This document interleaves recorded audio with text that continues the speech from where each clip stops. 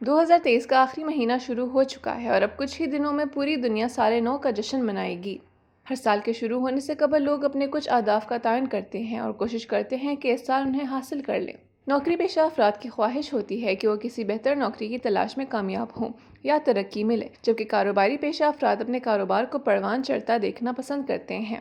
ویسے تو مستقبل کا حال کوئی نہیں جانتا، لیکن ارجائے فلکیات کے ماہرین ستاروں کی روشنی میں کچھ پیشن گوئیاں ضرور کرتے ہیں۔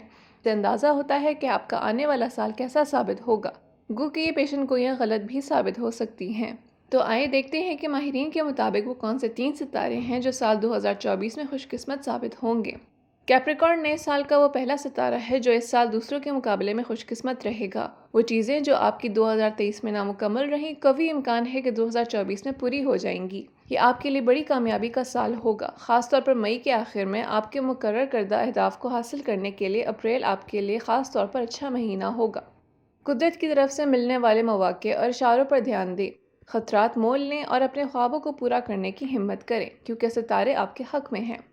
صبر اور عزم آپ کو آپ کے مقاصد میں کامیابی دلانے کے لیے بہت ضروری ہوں گے۔ ٹورس سے تعلق رکھنے والے افراد بھی اس سال خوش قسمت رہیں گے۔ مئی کے آخر تک آپ کو کئی مواقع ملیں گے جن کے تحت آپ اپنے مقاصد میں کامیاب ہو سکتے ہیں۔ نئے پروجیکٹس کو دریافت کرنے، رسک لینے اور نئے تجربات کو کرنے کا یہ بہترین وقت ہے۔ ان سب میں اپنی صحت کو نہ بھلا بیٹھیں گا۔ کوشش کریں بہترین غذا لیں، جسمانی سرگرمیاں زیادہ سے زیادہ کریں تاکہ ذہن کے ساتھ جسم بھی تندرست رہے۔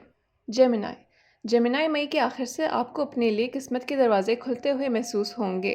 مشتری یعنی جوپیٹر آپ کے ستارے میں منتقل ہو جائے گا جو آپ کو اپنی طاقتور توانائی فراہم کرے گا۔ مئی سے لے کر سال کے اختتام تک ایسا لگتا ہے جیسے پوری کائنات آپ کے حق میں ہے۔ آپ کو ناقابل یقین مواقع حاصل ہوں گے۔ 2024 کو ایک ناقابل فراموش سال بنانے کے لیے ان مواقع سے فائدہ اٹھائیں، اپنے آپ پر بھروسہ کریں۔ مزید ایسی ویڈیوز دیکھنے کے لیے ہمارے چینل کو سبسکرائب کریں اور بیل آئیکن کو دبانا نہ بھولیں۔